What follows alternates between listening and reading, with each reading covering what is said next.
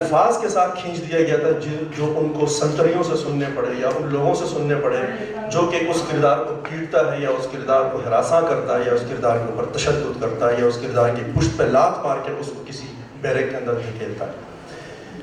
جب وہ شائع ہوا تو اس کتاب کے اندر سے وہ گالیاں یا وہ الفاظ جو سنتریوں سے انہوں نے سنی وہ اس میں سے نکال دیے گئے۔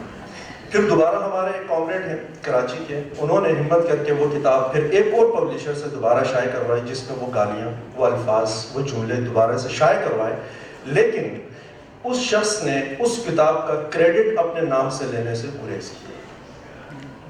اس نے یہ بتانا نہیں ضروری سمجھا کہ اس کے پیچھے کون ہو۔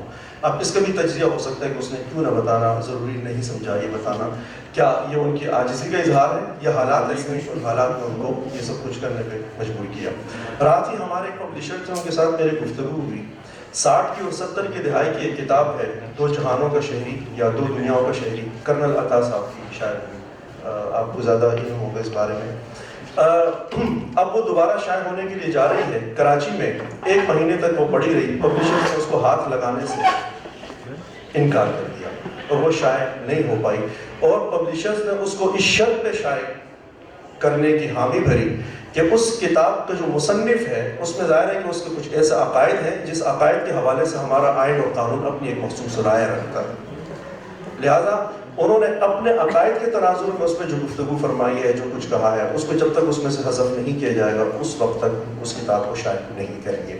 یہ پوری صورتحال آپ کے سامنے رکھنے کا مقصد یہ تھا کہ میرا سوال تو مختصر کرنا ہے، لیکن تاکہ ہمارے مہمان صاحبان جو ہیں اس کو ان تمام پہلوؤں کے ساتھ اس کو دیکھیں، اس میں ثقافتی پہلو کیا ہے، ہمارے تہذیبی پہلو کیا ہے، ہمارے مذہبی پہلو کیا ہے، ہمارے معاشرتی سماجی پہلو کیا ہے۔ ہماری خوش قسمتی آج ہمارے ساتھ یہاں پر موجود ہیں ڈاکٹر خالد سہیل صاحب۔ ڈاکٹر خالد سہیل صاحب نے خیبر میڈیکل کالج سے گریجویشن کیا اور پھر اس کے بعد کینیڈا تشریف لے گئے، اور کینیڈا میں آپ نے FRCB کی سند حاصل کی۔ آپ شاعر ہیں، مصنف ہیں، کم و بیش 20 کتابوں کے مصنف ہیں، آپ کالم نگار ہیں، آپ تجزیہ نگار ہیں، لیکن آپ کو جو سب سے مستند اور بڑا اور پیشہ ورانہ حوالہ ہے وہ یہ ہے کہ آپ نفسیاتی معالج ہیں۔ اور سچی بات یہ ہے، چونکہ ہم ایک ہی چھت کے نیچے ہم لکھتے ہیں، بلکہ ہم ان سے سیکھتے ہیں ڈاکٹر صاحب سے، اور ان کو دیکھ کے ہم لکھنے کی کوشش کرتے ہیں۔ ڈاکٹر صاحب کا اگر آپ صاحبان یہاں پہ ان کے ظاہر ہے کہ میں دیکھ رہا ہوں کہ ان کے چاہنے والے یہاں پہ موجود ہیں بڑی تعداد میں، جب وہ لکھ رہے ہوتے ہیں تو صاف پتہ چل رہا ہوتا ہے کہ ایک طرف انہوں نے نبض پکڑی ہوئی ہے سوسائٹی کی اور دوسری طرف قلم پکڑ کے وہ ان مسائل کے اوپر لکھ رہے ہیں۔ ان کے بعد ہمارے پاس موجود ہیں ڈاکٹر منظور حسین سومرو صاحب۔ ڈاکٹر صاحب CO سائنس فاؤنڈیشن کے سربراہ ہیں۔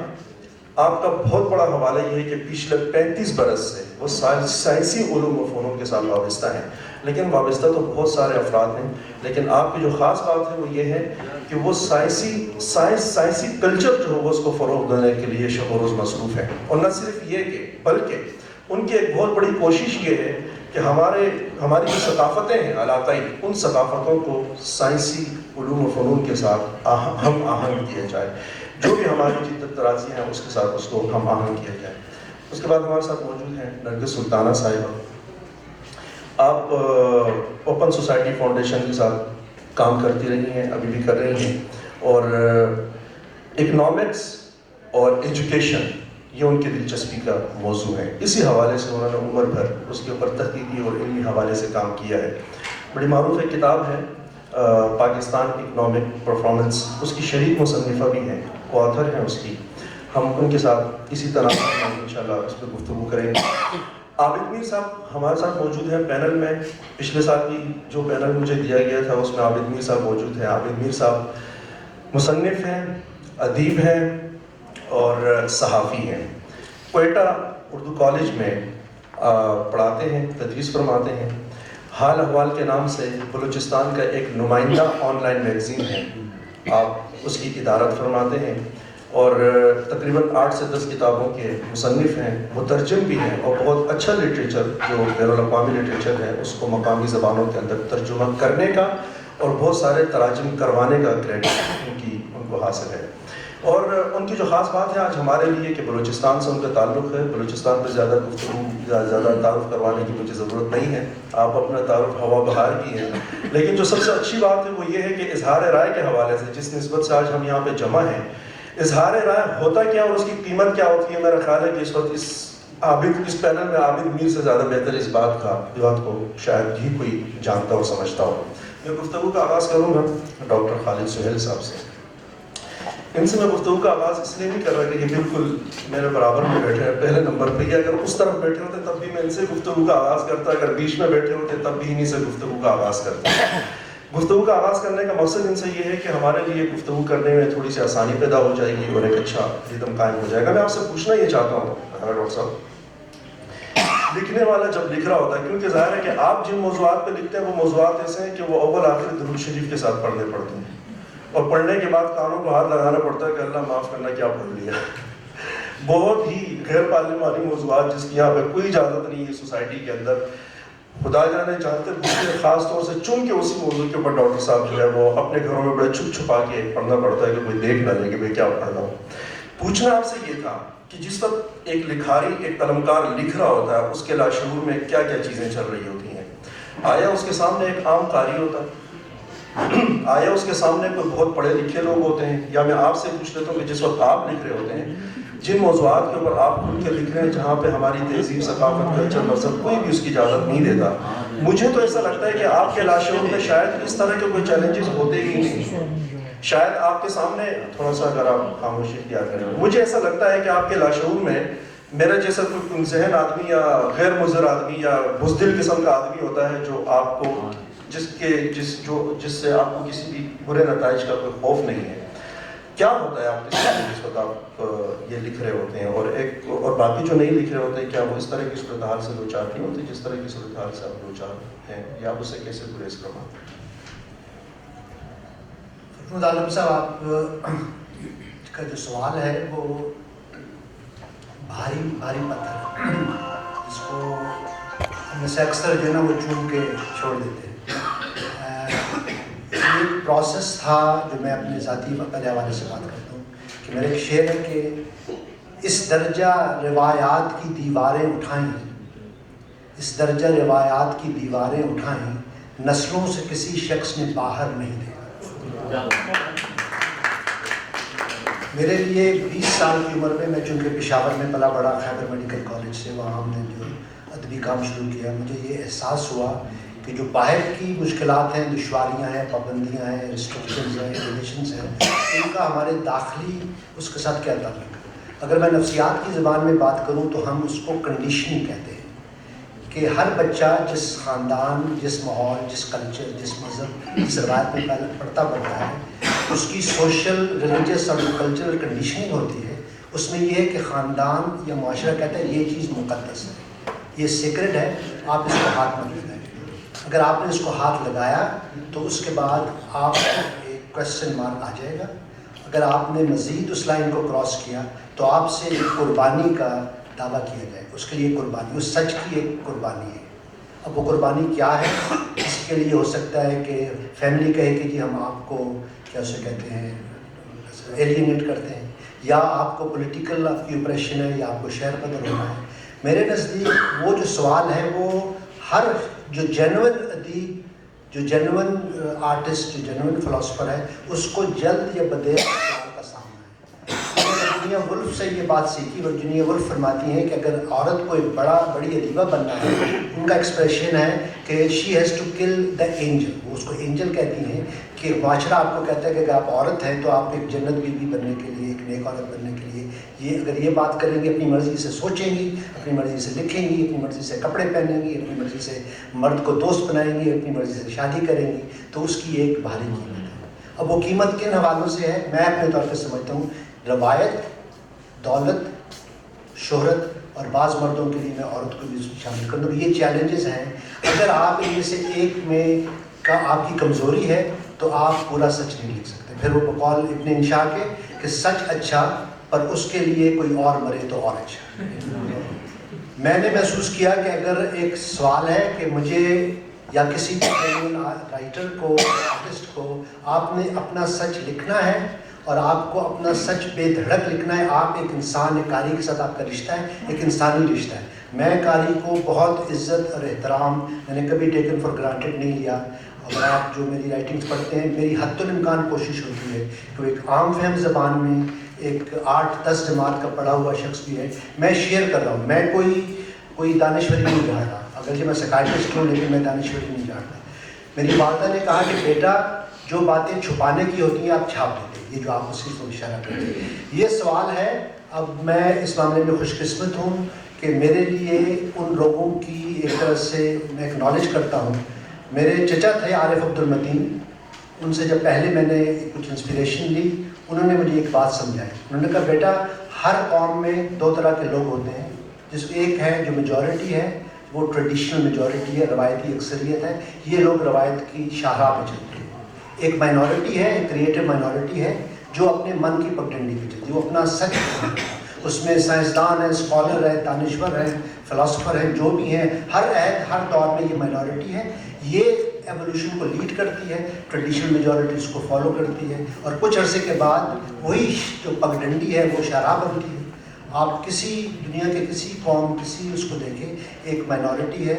وہ مائنورٹی جو ہے وہ گلیلیو کو، آج آپ حیران ہوئے کہ 350 سال کے بعد کیتھولک چرچ نے گلیلیو سے معافی مانگی ہے کہ ہم نے اس پر اپنی جو ٹریڈیشنل سوچ تھی.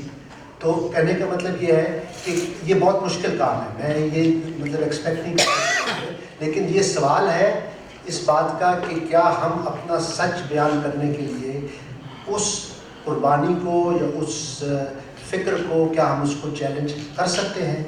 میں اس معاملے میں خوش قسمت یہ فرمود عالم صاحب کی عزت افزائی ہے. میں آپ کو دانشور نہیں سمجھتا، ایک اسٹوڈنٹ ہوں جو سیکھتا ہوں، اور کسی زبان کی یاد بات ہو، کسی زبان، کسی کلچر، کسی مذہب کا جو بھی وزڈم ہے، جس کو وزڈم لٹریچر کہتے ہیں، وہ ہم سب کی اجتماعی اساس ہے. جو انسانیت جو ہے وہ اسی طرح بڑھتی ہے کہ ہر قوم میں کچھ لوگ ہوتے ہیں جو اس سچ کا بے دھڑک وہ کرتے ہیں، اس سے لوگ ڈرتے ہیں، خوفزدہ ہوتے ہیں. 1 2 4 6 10 اور مارگریٹ میڈ فرماتی تھی کہ جو بڑی چینج ہے وہ چند لوگ ہیں، وہ ایک کریٹیکل ماس ہے. جو کریٹیکل ماس سوسائٹی میں بن جاتا ہے تو ایک لیپ آتی ہے، ایک پروگرس ہوتی ہے. تو ہم بدقسمتی سے اس قوم یا اس علاقے میں جہاں ہمارے اندر وہ باہر کا خوف اور ایک اندر کا خوف ہے. کرکیگارڈ اپنی ڈائری میں لکھتے ہیں کہ لوگ پابندی گفتار اور اظہار اس کی بات کرتے ہیں جو سوچ کی ہے، آپ کا آزادی سے سوچنا. میں ایز اے سائیکٹرسٹ نے بات کی، آنیسٹلی میں آپ کو بتاؤں کہ جب ایک شخص اپنے سچ کا اظہار نہیں کر پاتا، اپنے سچ کو چھپاتا ہے، وہ سچ کو جب لاشعور میں وہ دھکیل دیتا ہے تو وہ سچ خطرناک ہو جاتا ہے. وہ سچ آپ کو حتیٰ کہ پاگل پن تک لے جاتا ہے. میں نے 3 سائیکٹرک ہاسپٹل میں کام کیا ہے، اور اگر آپ کسی بھی اسکیزوفرینیا کے بائیپولر ڈس آرڈر کے مریض سے بات کریں، جب وہ ڈیلوژنس میں جاتا ہے تو 2 باتیں کرتا ہے، یا مذہب کی یا جنس کی. اس کا جو ذہنی جو اظہار ہے، جب اگر وہ کرسچن ہے تو وہ کہتا ہے کہ آئی ایم جیسس کرائسٹ، یا I am a queer, I am a homosexual. اگر وہ عورت ہے تو کہتی ہے آئی ایم ورجن میری، یا وہ کہتی ہے آئی ایم اے سلٹ، آئی ایم اے ہور. سوال یہ ہے کہ یہ 2 چیزیں کیوں ہیں، مذہب اور جنس. اس کو سوسائٹی نے اتنا سپریس کیا ہے کہ لوگ اپنے سچ کا اظہار، مجھے ابھی یہ ہم سب کی وجہ سے مجھے ای میلز آ رہی ہیں، آپ حیران ہوں گے کتنے لوگ مجھے پرائیویٹلی کہتے ہیں کہ میں گے ہوں، میں 10 سال سے 5 سال سے شادی شدہ ہوں، میں اپنی بیوی کو، اپنی ماں کو، اپنے گھر والوں کو نہیں بتا سکتا کہ میں میرا سچ کیا ہے، کیونکہ اس پر ایک پابندی ہے. اسی طرح مذہبی طور پہ وہ جو چیلنج کرتے ہیں اس کی وجہ سے وہ اپنا سچ کا اظہار نہیں کر سکتے. باہر کی پابندیاں ہیں، اندر کی پابندیاں ہیں. تو میں یہ سمجھتا ہوں کہ ہر انسان کے لیے اپنے سچ کا اظہار کوئی یہ لگژری نہیں ہے، یہ اس کی سروائیول کا، اس کی ذہنی صحت کا. اگر ہم سچ کا اظہار نہیں کر سکتے تو ہم ذہنی طور پہ ایک صحت مند انفرادی اجتماعی طور پہ زندگی نہیں گزار سکتے. ہم اس کو لاشعور میں بھیج دیتے ہیں، ہم اس کو سپریشن، ہم اس کو ریپریشن، ہم اس کو اوپریشن کا شکار کرتے ہیں. اور میری فیلنگ یہ ہے کہ نفسیاتی مسائل جو ہے وہ اس کو لاشعور میں دھکیلنے کی وجہ سے ہیں. اور میرا جو کلینک ہے اس کا نام ہی کریٹو سائیکو تھراپی کلینک ہے. میں ہر مریض کو یہ بتا دیتا ہوں کہ تم اپنے سچ کا تخلیقی اظہار کرو، اور لازمی نہیں کہ آپ شاعری یا ناول لکھیں، آپ انٹیریئر ڈیکوریشن کر سکتے ہیں، آپ جو بھی. تو اس وجہ سے میرا یہ کہنا ہے کہ سچ کا اظہار بغیر کسی خوف کے لکھنا انفرادی اور اجتماعی صحت کے لیے بہت ضروری ہے. اس کے اوپر تالیاں نہیں بجی ہیں, بڑی عجیب سی بات.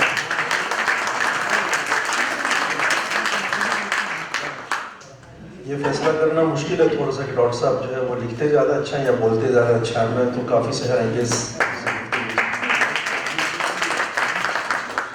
بہرحال عابد میر صاحب, میں آپ کی طرف آتا ہوں اور اس کے بعد آپ سے گزارش ہے کہ آپ اپنے ہی مائک چلاتے رہیے گا, ورنہ میں اسد کیسر نہیں بن پاؤں گا ٹھیک سے. اچھا, آپ سے سوال, یہ بلوچستان سے آپ کا تعلق ہے اور اس کے بعد کے اوپر تو تقریباً اتفاق رائے ہوگا اس ہال میں موجود سبھی دوستوں کا کہ اظہار رائے کے حوالے سے جو دشواریاں ہیں وہ سب سے زیادہ بلوچستان میں ہی ہیں اور بلوچستان کے حوالے سے ہی ہیں پورے پاکستان میں. عابد صاحب, پوچھنا آپ سے یہ بڑی دلچسپ سی صورتحال ہے بلوچستان کی کہ جو ترقی پسند ادب ہے جس کے لیے گنجائشیں باقی پاکستان میں بہت کم ہیں, اس کی اشاعت ہمیں بڑی تعداد میں نظر آتی ہے بلوچستان میں, نمبر 1. نمبر 2, جو عالمی ادب ہے اس کے تراجم بھی ہمیں بڑی تعداد میں شائع ہوتے ہوئے نظر آتے ہیں بلوچستان میں. اور کوئٹہ کی جو بڑے نمائندہ قسم کا کتب خانہ ہے گوشہ ادب جسے کہتے ہیں بخاری صاحب کا, ان سے ایک دفعہ بات ہو رہی تھی تو وہ فرما رہے تھے کہ دنیا بھر سے بہت کم پڑھے جانے والے کسی ادب کے اگر پاکستان میں 200 نسخے آتے ہیں تو اس میں سے 150 نسخے بلوچستان کے ہوتے ہیں, باقی پورے پاکستان کے ہوتے ہیں. اب مجھے نہیں پتا کہ اس میں کتنی سچائی ہے. ایک طرف تو یہ ہے, دوسری طرف جو آپ صحافت سے بھی وابستہ ہیں ادب کے ساتھ ساتھ, صحافتی معاملات یہ ہے کہ آپ ٹھیک خبر نہیں دے سکتے. صورتحال یہ ہے کہ اگر آپ صحافی ہیں تو پہاڑ پہ چڑھے ہوئے افراد بھی آپ سے یہ کہتے ہیں کہ خبر کیوں شائع نہیں ہوئی, اور جو لوگ پہاڑ میں موجود نہیں ہیں وہ آپ سے پوچھتے ہیں کہ خبر شائع کیوں ہوئی اور کیوں نہیں ہوئی. کی صورتحال ایسی ہے کہ اس میں یا تو آپ قلم رکھ کے آرام سے گھر پہ بیٹھ جائیں, دودھ کی دکان کھول لیں, اور یا پھر آپ کراچی چلے جائیں یا پھر ملک چھوڑ جائیں. اس صورتحال کو آپ کیسے دیکھتے ہیں کہ ایک طرف ترقی پسند ادب ہمیں وہاں پہ ضبو حال معاشرے کے اندر بھی ادب پلتا پھولتا نظر آتا ہے, لیکن دوسری طرف چیلنجز یہ ہیں, اس کو کس طرح سے آپ دیکھتے ہیں؟ شکریہ فرمین صاحب. پہلے تو مجھے ایک اعتراف کرنے دیجیے, میں جو آپ نے مجھ پر ذمہ داری ڈالی اسٹیج شیئر کر رہا ہوں, میں ایسے احباب کے ساتھ جن کو پڑھ کر ہم نے بولنا اور لکھنا سیکھا ہے میری جنریشن میں, تو یہ بہت بڑا اعزاز بھی ہے اور بہت بڑی ذمہ داری بھی. اور امتحان میں آپ نے یوں بھی ڈال دیا کہ ڈاکٹر خالد رضا کے بعد مجھے بولنا ہے, جو بنیادی باتیں تھیں وہ انہوں نے اپنی گفتگو میں کر ڈالی, اور آپ نے اپنے انٹرو میں آلموسٹ جو بلوچستان کی صورتحال ہے اس کو اچھا خاصا بیان کر دیا. میں اس سے ایڈ کر آپ کا جو سوال ہے اس کو تو مختصر آپ نے کہا کہ اتنی مشکلات کے باوجود ترقی پسند ادب وہاں پر کیسے موجود ہے. تو اس کا سادہ سا جواب تو شاید یہ ہوگا کہ ممتا کا زیادہ احساس شاید یتیم بچے کو ہوتا ہے, تو ہمارے ہاں یہ جو یتیمی ہے وہ زیادہ پائی جاتی ہے, اس لیے ہمیں زیادہ احساس ہے شاید اس کا, ہمارے پاس زیادہ پیاس ہے اس کی, اسی لیے زیادہ پڑھنے والے اسی لٹریچر کو پڑھتے ہیں. میں اس سوال کو آپ کو سمیٹتے ہوئے 2 باتیں آپ کے سامنے رکھنا چاہتا ہوں. ایک جو بنیادی جو ہمارے یہاں لکھا جا رہا ہے, جو آپ کا بنیادی موضوع جو آپ نے ہمیں ذمہ داری دی تھی, ہم کیا نہیں لکھ پا رہے ہیں. یہ جب ہم اپنے حلقے میں جب یہ موضوع آیا تھا, ہمارے دوستوں نے جب یہ شیڈول بن رہے تھے, تو ہم کہیں ڈسکس ہو رہا تھا یہ بلوچستان کے اچھے پڑھے لکھے حلقے میں, تو وہاں پر بھی یہ سوال کیا گیا. اور یہ پاکستان میں جو پرو اسٹیبلشمنٹ کے لئے یا پرو اسٹیٹ کے لئے جو طبقات ہیں, ان کا عام طور پر یہ سوال ہوتا ہے کہ کیا نہیں لکھا جا رہا, کیا نہیں لکھ رہے ہیں آپ لوگ, کیا نہیں بول رہے ہیں. سارا جھک تو آپ لوگ مار رہے ہیں پاکستان میں بیٹھ کر.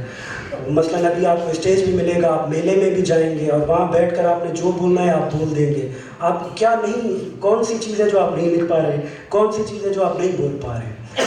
تو عرض یہ ہے وہاں پر بھی ہمارا مقدمہ یہی ہوتا ہے کہ ہم, یہ بات ٹھیک ہے ان کی کسی حد تک کہ ہم واقعی بہت کچھ لکھ پا رہے ہیں اور بہت کچھ بولنے کی آزادی, اس پر لطیفے بھی بنائے گئے اظہار آزادی کے جو چاہنے والے لوگ ہیں ان کے اوپر. کہا گیا کہ ایک کتا, کوئی پاکستانی کتا چلا گیا تھا یورپ اور وہ بڑا نڈھال سا تھا, کھانا پینا نہیں تھا, وہاں کے کتے بڑے ہیلدی تھے, تو لیکن اس کو مزہ نہیں آیا, واپس آ گیا. وہاں پر اس سے پوچھا گیا کیا ہوگا, تو اس نے کہا کہ پاکستان میں کھانے پینے کو کچھ نہیں ہے لیکن بھونکنے کی بڑی آزادی ہے. یہ ہم پر طنز کیا گیا تھا جو اظہار رائے کی آزادی ماننے والے لوگ ہیں. یہ بات ٹھیک ہے کہ ہمیں بہت کچھ بولنے کی آزادی ہے، لیکن عرض یہ ہے کہ ہمیں آدھا سچ بولنے کی آزادی ہے. ہمیں لکھنے کی آزادی ہے لیکن ہمیں آدھا سچ لکھنے کی آزادی ہے. اور آپ جانتے ہیں کہ آدھا سچ پورے جھوٹ سے زیادہ خطرناک ہوتا ہے. مثال کے طور پر ہم وہاں پر لکھ رہے ہیں کہ ہمارے بچوں کو لاپتہ کیا جا رہا ہے.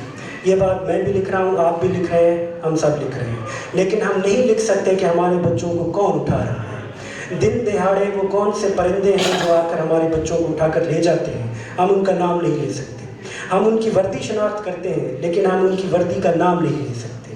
یہ پورا سچ لکھنے کی آزادی نہیں ہے. مثال کے طور پر ہم بول سکتے ہیں، ہم اپنے پریس کلبوں کے سامنے کھڑے ہو کر، آپ کو پتہ ہے وہاں پر مسنگ پرسنس کا ایک کیمپ ہے، لاپتہ افراد کا. پچھلے 8 سال سے وہ کیمپ وہاں پر تواتر کے ساتھ جاری ہے، بغیر کسی ناغے کے، بغیر کسی چھٹی کے. سردیوں میں وہ کچھ عرصے کے لیے کراچی پریس کلب منتقل ہوتا رہا ہے. ایک بڑا لانگ مارچ ہوا تھا کوئٹہ سے لے کر اسلام آباد کے شہر تک. یہ سب آزادی آپ کو حاصل ہے، لیکن یہ سب آپ کو کون نہیں کرنے دے رہا، اس کے پیچھے رکاوٹ کون ہے، یہ بولنے کی آزادی نہیں ہے. یہ آپ نہیں بول سکتے کہ میرے لیے کون سی مشکلات کون پیدا. مشکلات تو آپ بتا سکتے ہیں کہ میرے لیے بولنے میں کیا مشکل ہے، لیکن یہ مشکلات پیدا کرنے کے پیچھے کون سی قوت ہے، یہ ہم نہیں بتا سکتے ہیں.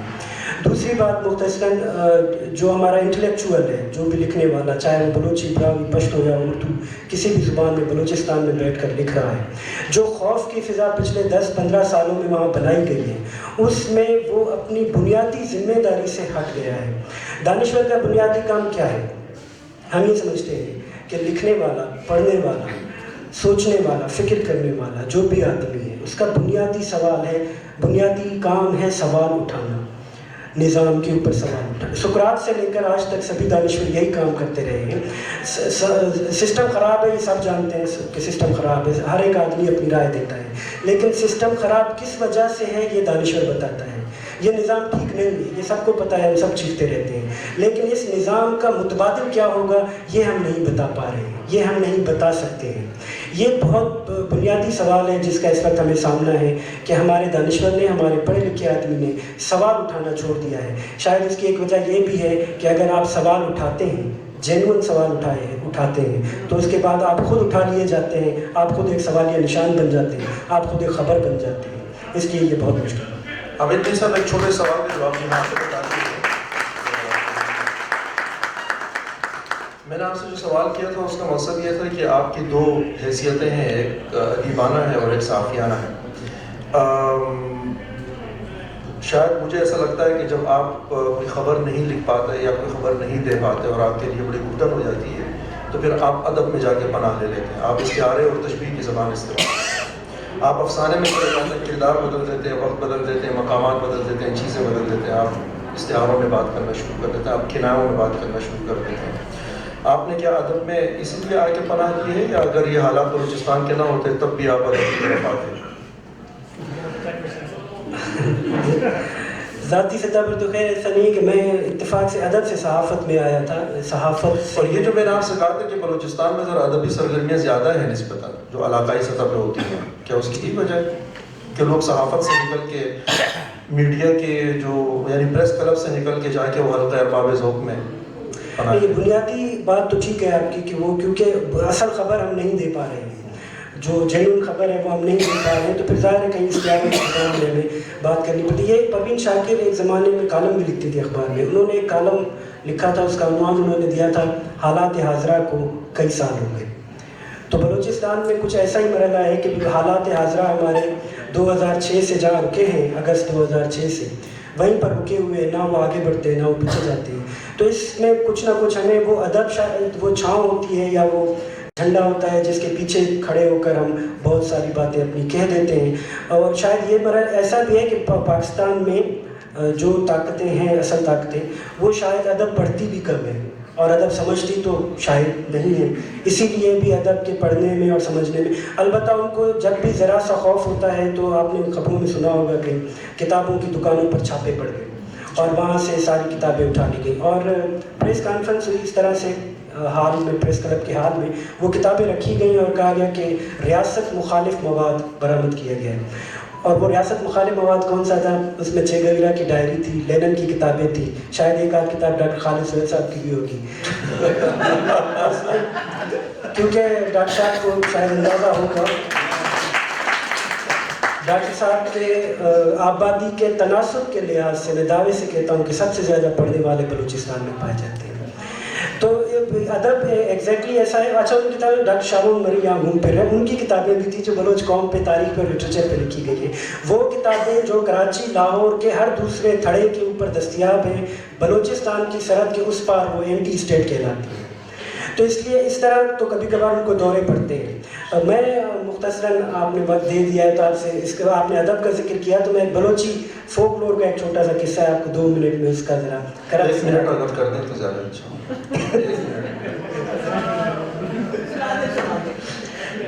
یہ بلوچی فوک میں نے ایک کتاب مرتب کی تھی، وہ کچھ پچھلے سال وہ پہلے اسی پہ ایک سیشن دوست رکھنا چاہتے ہیں، بلوچی لوک ادب. اس میں ایک قصہ ہے بلوچی فوک کا پرانا ایک ٹکڑا ہے کہ وہ ایک 2 میاں بیوی یہی کچھ دسمبر سردیوں کی راتوں میں کمبل میں گھسے تو اچانک ان کو یاد ہے کہ دروازہ بند کرنا بھول گئے. تو میاں نے کہا کہ اٹھ کر ذرا دروازہ بند کر لو. تو بیوی نے کہا کہ نہیں تم تو روز میں بند کرتی ہوں، آج اٹھ کر تم دروازہ بند کر لو. تو اس بات پہ دونوں کی ٹھن گئی کہ ابھی کمبل سے کون نکلے اس سردی میں.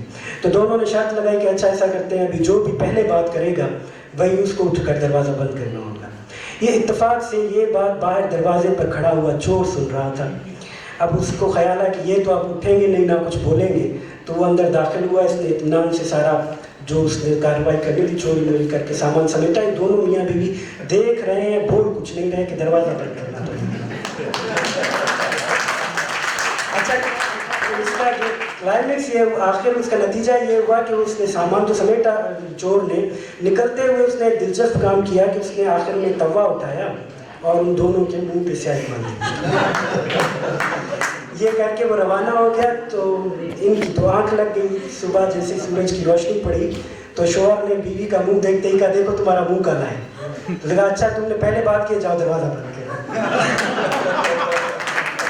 تو نتیجہ اس کا یہ گزارش یہ ہے کہ چور دروازے پر پہنچ چکا ہے. لٹریچر کی زبان میں آپ نے کہا، ہم لٹریچر میں اسی طرح سے لپیٹ کر کہہ دیتے ہیں کہ چور دروازے تک پہنچ چکا ہے. اب آپ طے کر لیں کہ آپ نے چور کو روکنا ہے یا آپ نے منہ پہ سیاہی کرنا ہے. لیکن عابدین صاحب ہمارے لوگ اب بہت زیادہ سیانے ہو چکے ہیں الحمدللہ. وہ جانتے ہیں کہ مبینہ طور پہ کہ مطلب کیا ہوتا ہے، اور وہ یہ بھی جانتے ہیں کہ نامعلوم افراد کسے کہتے ہیں. تو بہرحال جو نئے ہمارے دوست احباب آئے ہیں ان میں سے اکثر جانتے ہوں گے، لیکن میں دوبارہ سے تعارف کرا دیتا ہوں کہ ڈاکٹر منظور سومرو صاحب جو ہیں ان کا جو حوالہ ہے اور نسبت ہے وہ سائنسی علوم و فنون کے ساتھ ہے. اور ان کی جو کوشش رہتی ہے وہ یہ رہتی ہے کہ سائنس کا جو کلچر ہے، سائنسی کلچر جو ہے اس کو ہماری جو ثقافتیں ہیں اس کے ساتھ اس کو ہم عام کیا جائے.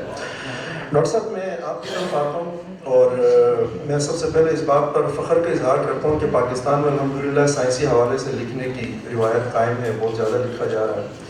اور خاص طور سے میں نے کل یہ بھی ایک کتاب دیکھی، تھوڑی سی ریسرچ کرا تو اس میں پتہ چلا کہ جنسی ہمواریوں کے اندر داڑھی کا کتنا بڑا کردار ہے سائنسی اعتبار سے. وہ میں نے دیکھا تو بڑا دلچسپ لگا. اور ساتھ میں یہ تو آپ کو پتہ ہی ہوگا کہ ہمیں یہ احساس حاصل ہے، ہم نے پانی سے گاڑی چلائی ہوئی ہے. ہم نے قفل مدینہ جیسا ایسا چشمہ بھی ایجاد کیا ہوا ہے جو کہ جس کو پہننے کے بعد مرد جو ہے وہ بدنظری سے بچتے ہیں. ہم نے ایسا مدنی تکیہ تک بھی ایجاد کیا ہوا ہے جو موٹر سائیکل میں ڈبل سواری کے بیچ احتیاطاً رکھا جاتا ہے. تو اور کسی بھی کتب خانے میں چلے جائیں پورے پاکستان میں، کسی بھی چاہے وہ کسی یونیورسٹی کا ہی کتب خانہ کیوں نہ ہو، لائبریری کیوں نہ ہو، وہاں جائیں آپ کو 1-2 عنوان سے سائنسی حوالے سے کتابیں ضرور ملیں گی. اسلام اور سائنس، یا سائنس اور اسلام، اسلام اور سائنس اور قرآن، اور قرآن تو مطلب سائنس. تو مطلب میرا پوچھنے کا مطلب یہ تھا کہ آپ مطمئن نہیں ہیں اتنے علمی اور تحقیقی سرگرمیوں سے جو ہو رہی ہیں ابھی تک، یا اس سے زیادہ کیا ہو سکتا ہے؟ میں تو یہ سوچتا ہوں کہ اس سے زیادہ اور کیا ہوگا. بہت شکریہ. اور میں ڈاکٹر صاحب نے جو فرمایا سچ کی تلاش، آپ نے بھی وہی کہا کہ سچ، آپ نے خود بھی کہہ دیا کہ ہمارے یہاں پانی پہ بھی کار چلتی ہے الحمدللہ. تو اصل بات یہ ہے کہ جو کائنات میں جو سلسلے ہیں، پروسیسز ہیں سائنس کے، اور اس وقت ٹیکنالوجی کی بھرمار ہے، हर बंदे के पास मोबाइल है, उनके प्रोसेसेस क्या हैं और हम एज एन इंडिविजुअल, चाहे इंसान या मैं ये भी कहूँगा कि पौधे या जानवर, बाकी सारे भी जो भी जानदार हैं, वो इन प्रोसेसेस से मुतासर होते हैं। फ़ायदा भी होता है, कभी नुकसान भी समझा जाता है। कई चीज़ें हैं लोग कहते हैं कि नुकसानकार हैं, मैं ज़ाती तौर पे समझता हूँ कि रब गफूर रहीम ने इस कायनात में जो चीज़ बनाई है, ऑब्वियसली मुसलमान थोड़ा सा वो बिलीव भी होगा, लेकिन ये हकीकत है कि हर चीज़ का एक क्रिएटर है। तो जो सबसे बड़ा क्रिएटर, उसने जो भी चीज़ें क्रिएट की हैं वो खामखा नहीं क्रिएट की हुई, उनका एक रोल है और इस इकोसिस्टम में फंक्शन है। अब उस फंक्शन को समझने के लिए मेरे नज़दीक ये ज़रूरी नहीं है कि हर बंदा जाके PhD करे और फिर समझे। मैं समझता हूँ हर आम इंसान को उस सच को समझने की ज़रूरत है, वो चाहे हेल्थ के हवाले से हो, डॉक्टर साहब ने जो सोच की बात की है उसके हवाले से हो, या हमारे खाने पीने के हवाले से हो, हमारे जो निज़ाम हाज़म है उसके हवाले से हो, सांस लेते हैं हम सब लोग, उस सच को जानने के लिए मैं समझता हूँ काफ़ी नहीं लिखा जा रहा। आपने बताया कि बहुत सी किताबें मिलती हैं, हाँ वो कुछ इश्यूज़ हैं जो कंट्रोवर्शियल रही हैं तो उस पर लिखा गया है, लेकिन वो भी ज़्यादातर उस ज़ुबान में लिखा जाता है जो आम आदमी के लिए ज़रा मुश्किल होता है। मैं समझता हूँ कि हमें साइंस के जो प्रोसेसेस हैं, जो निज़ाम है, कैसे बदलता है, क्या होता है, वो सारी चीज़ें आम फहम में लानी चाहिए। और कोई ज़रूरी भी नहीं कि सिर्फ जो एक किताब की शक्ल में लिखा जाए उसको कोई पढ़ेगा, उसके बहुत से और तरीक़ेकार भी हैं। अगर हमारे एक हलके में शायरी ज़्यादा मकबूल ज़रिए है एक्सप्रेशन का, तो फिर शायरी में भी वो चीज़ें आनी चाहिए। कई हमारे साथी हैं, लेकिन ज़्यादातर वो हैं जो साइंस के काम में हैं, लेकिन शायद साइंस के काम या टेक्नोलॉजी और रिसर्च में वो बाय डिफ़ॉल्ट आए। जैसे अक्सर हम में से कुछ तय करके सोच के नहीं आते कि मैं इस डिसिप्लिन में जाऊं या इसमें जाऊं, तो शायद बाय डिफ़ॉल्ट वो साइंस में आ गए, लेकिन उनका जो दिल था वो ज़्यादा उस तरफ था कि वो शायरी करते, लिखते और पब्लिक के साथ मुखातिब होते। उन्होंने लिखा है काफ़ी कुछ मुख्तलिफ एस्पेक्ट्स पे लिखा है, बायोडाइवर्सिटी पे लिखा है, सूरज चांद पे लिखा है, और इवन सूरज में क्या क्या तब्दीलियाँ होती हैं उसमें भी हमारे एक दोस्त हैं डॉक्टर हामिद सलीम साहब, उन्होंने तो ये भी लिखा है कि सूरज से रोशनी तो हमें मिलती है, हम क्या क्या करते हैं, उनमें थोड़ा बहुत इश्क मोहब्बत भी उसने शामिल किया है। लेकिन उसने ये कहा है कि जो साइंटिफिक प्रोसेस होते हैं, जो वहाँ पे तब्दीलियाँ लगातार आ रही हैं सूरज में, वो क्या चीज़ें हैं। और इस खित्ते के मेजॉरिटी लोग तो वैसे मुसलमान हैं, लेकिन मुसलमान का बिलीफ भी है कि अल्लाह ताला ने जो चीज़ें बनाई हैं वो कैसे है, क्या है, वो अंडरस्टैंड करना चाहिए। लेकिन साइंस का सच ना कोई मज़हब है, ना कोई इसकी ज़ुबान है, लिहाजा ये यूनिवर्सल है।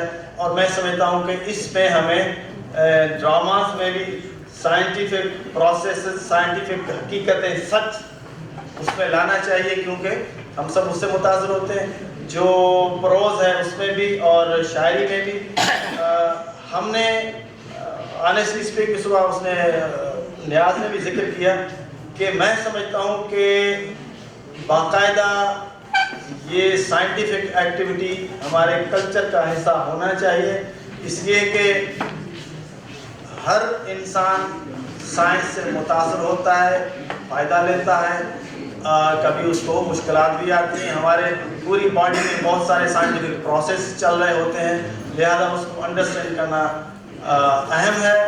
इसीलिए हमने कहा कि मैं इंडस कल्चरल फोरम का फाउंडर मेंबर हूँ। तो मेरा डोमेन क्योंकि साइंस था, तो मैंने मतलब पहला साल तो हमने एक्टिविटी की, सेकंड ईयर में हमने कहा कि साइंस की एक्टिविटी भी कुछ होनी चाहिए। तो हम पिछले 3 सालों से ये कर रहे हैं, इस वक्त भी वहाँ पे वो एक्टिविटी चल रही है। उसमें आप रोबोटिक्स भी देखेंगे, दूसरे प्रोसेसेस भी हैं, वो जो एक स्टार्स और सयाचे और उनके भी एक सिलसिला चल रहा है। मैं समझता हूँ कि इसमें कम लिखा जा रहा है, मेरी गुजारिश भी है और कोशिश भी है, हम इंकरेज करते हैं। और इस मौके पे मैं आज तो ये रिक्वेस्ट करूँगा सबको, लिखने वालों को, कि साइंस के कॉन्सेप्ट पर भी लिखा जाए। नेक्स्ट ईयर इंशाल्लाह इसी मौके पे हम एक छोटा सा सेशन साइंस की शायरी का भी करेंगे। और डॉक्टर साहब से मैं रिक्वेस्ट करता हूँ कि वो भी ज़रूर आएंगे, साइकाट्री और साइकोलॉजी क्या करेंगे इंशाल्लाह। बहुत शुक्रिया डॉक्टर साहब। अब मैं आखिरी सवाल के लिए नरगिस सुल्ताना साहब की तरफ जाता हूँ। उनका भी फिर से मैं तारुफ करवा देता हूँ कि उनका जो दिलचस्पी का मौजू है वो इकनॉमिक और साथ ही उसके एजुकेशन, इसके ऊपर उनका बड़ा इल्मी और तहकीकी काम है, मौजूद है। और पाकिस्तान इकनॉमिक परफॉर्मेंस नामी किताब की वो शरीक मुसन्निफ़ा भी हैं। और हमारा जो वैसे इस दफ़ा की जो थीम है, ये जो पूरा हमारा मेला चल रहा है मादरी ज़बानों का, वो है क्रिटिकल थिंकिंग के हवाले से, कि क्रिटिकल थिंकिंग की रिवायत हमारे यहाँ है या नहीं है। चूँकि नरगिस सुल्ताना साहिबा यहाँ मौजूद हैं, उनकी मौजूदगी का फ़ायदा उठाते हैं और इस चीज़ का ताल्लुक़ बराह रास्त हमारे तालीमी इदारों के साथ है और इसका ताल्लुक़ बराह रास्त हमारे निसाब के साथ है।